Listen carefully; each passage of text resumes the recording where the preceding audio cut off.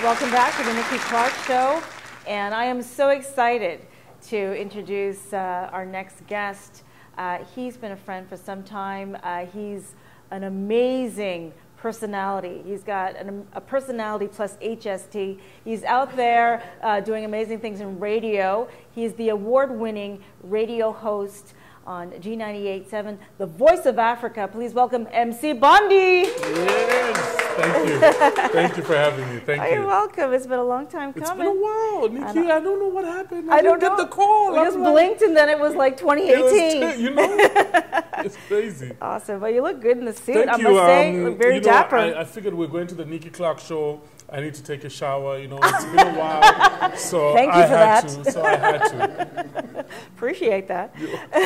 So what you been up to? Oh man, working, trying to grow in this entertainment business. You would know, it's not easy. No. You know, it's not given to you. You literally have to go out there and put in the work. So I've been working.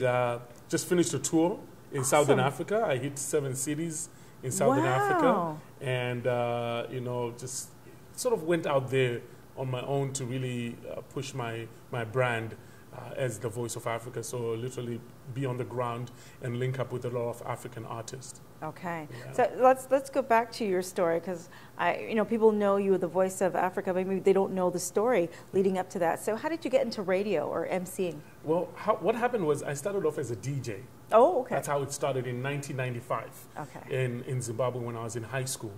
I used to collect, back then we used to play cassettes, TDK. You know, if you know real music, you know TDK, those cassettes, and grabbing a pen and rolling it to try to estimate the right spot where the song starts. Yeah. So that's what I started with, and it all started in high school as fun thing, and then it just grew that I started following other DJs out there, and I used to carry their CDs and just go and watch what they're doing. And then one day we went to a high school just outside of the capital city of Zimbabwe in Marondera, that's the city. And the school event was so much fun that the guys who were supposed to DJ there were having too much fun. They were like, yo, I'm going on the dance floor. They left and they said, and they just threw me and they were like, there you go, do your thing. All right, make sure the music flows. So it started to be more professional from there.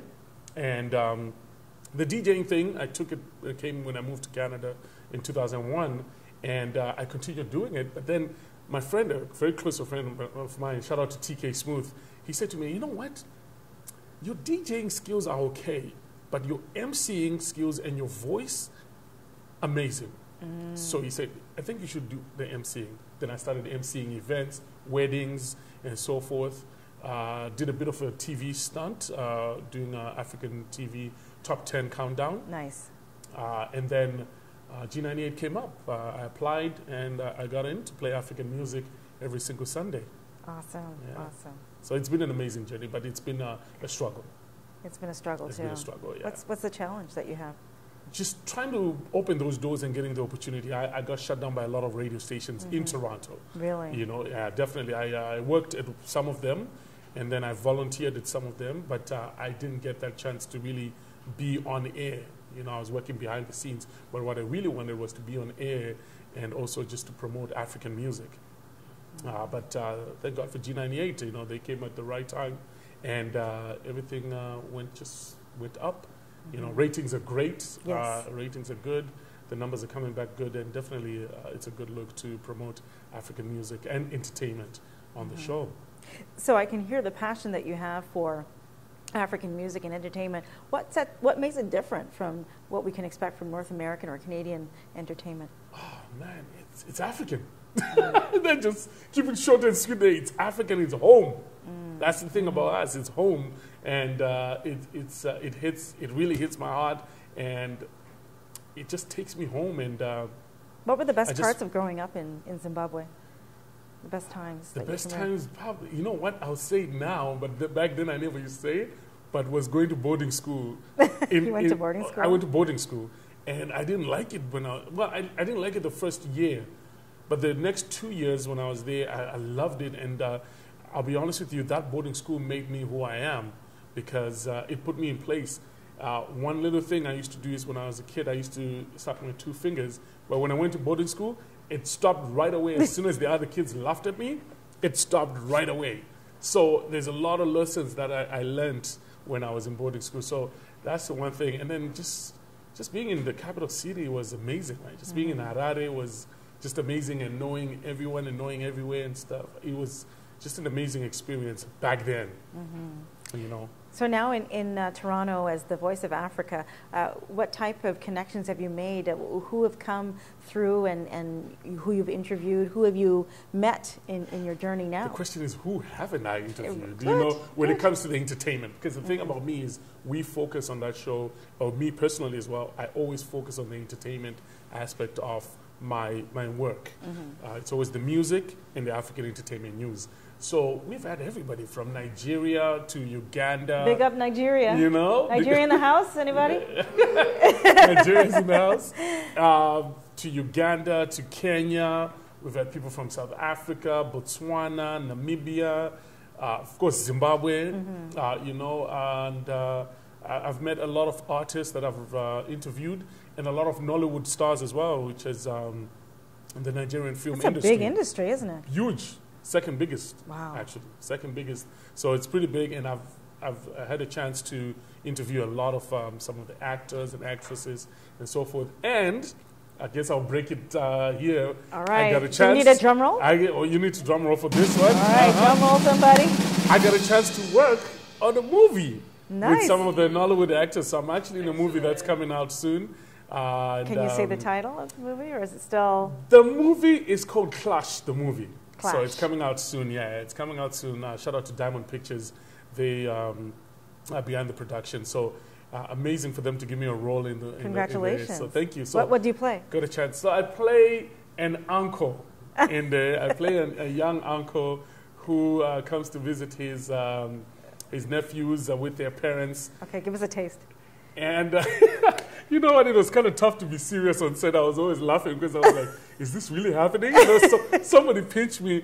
But, you know, the director, who's also the lead actor in it, Pascal Atuma, was like, okay, but it's time to be serious now. You know, put me down. So it's an amazing movie. It's got an amazing twist that you will not see coming. Okay. I can tell you that much. So definitely look out for Clash the movie from Diamond Pictures. It's going to be an amazing movie. Awesome. So it's a drama. Yeah, you could say it's a drama. It's got drama and comedy in there. Okay. You know, it's got a bit of comedy. I mean, if I'm in it, you're going to expect some comedy because I'm not a comedian, but I'm halfway there. Okay. You know, I just have these little skits that I do, and, you know, my dance moves are on point, you know, so my African dance moves. So I've seen them. And exactly, you know, and some people still think they're not on point, but to me, they are 100%. Like, I'm the best dancer in the world in my head. But it works out very well for me. So you have a bit of comedy in the movie as well. So it's definitely something to look out for. Excellent. And what's next for you? Funny you asked that. What's next is I gotta follow Nikki Clarke's footsteps, man. I have to. So I have the MC Bundy show coming soon. Yeah. Awesome. Congratulations. Working on that. I have that coming soon. A talk show as well. Awesome. Interviewing everyone, you know, and chatting with everyone. We hope to have you on there as well. Anytime. You know, so we'll definitely send that invite in advance because we know your schedule. But so I'm working on that full time now, and also I MC a lot of events, concerts, and I MC a lot of weddings. I actually average about 40 to 45 weddings a year. So what kind of wedding? Like African weddings? Actually, I mixed it up, and I just did a Jamaican wedding. You did? What was that like? That was amazing. It was amazing.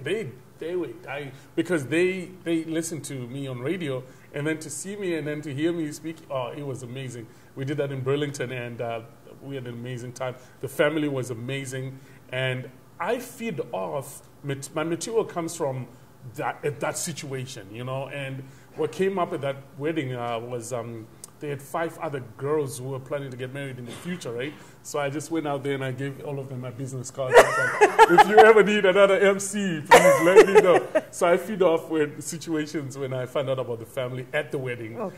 You know, sometimes I'm shaking when I'm going to these weddings because I'm like, I don't have anything planned. but the material just comes when I get there. Yeah. So that's the Jamaican wedding I just did. So it's not only African weddings that I do. I do mostly African, that's for sure. But I mix it up. It just depends who calls and books. Good. So you're talented, you're versatile. Trying to, man. Yeah. Trying to work. I'm trying to get that Nikki Clarke kind of check, man. I'm not there yet, you know. I'm trying to get that Nikki Clarke check, you know. So working, and we're going to continue working and pushing the brand. And, you know, radio show is on. And hopefully a TV show comes through and everything works out. And a lot of traveling, definitely Africa. Speaking of which, yes, I started something new too. I went to Namibia, which is in Southern Africa. So I've started a tour of going to Namibia with about 20 friends or whoever wants to come with me. So I'm starting that as well this year in 2018. Going to Namibia, everybody. Yes, Namibia. Go to the desert. This is the only country where you will see the desert meeting the ocean. Whoa. And the view. I need you to go on Google right now. Just Google Namibia. I have my phone here. Look at the pictures of the Google. desert meeting the ocean. Oh, amazing. Fantastic. You will love those pictures. So wow. definitely, and to be there is an amazing experience. Beautiful. Yeah. Well, sign me up for that. I will. Another one says, sign me up for that. I hear that. So tell me, how can people reach you on social media? Well, people can hit me up, and my social media is straight, and I keep it 100. It's MC Bonde 1. So MCBONDE and the number 1. You can find me on all social media platforms, and Facebook is just MC Bonde. Okay. All right. Well, you're #1 radio host to me, so thank you you so much. Thank you, Nikki. Thank you for having me. You're welcome. And I appreciate the invite. Anytime. MC Bundy, everybody. We'll be back.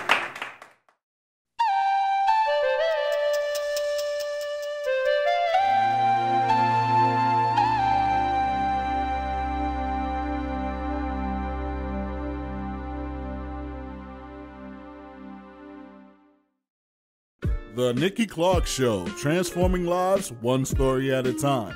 If you would like to be a guest or become a part of our live studio audience or even to become a sponsor, just go to www.NikkiClarkeNetwork.com.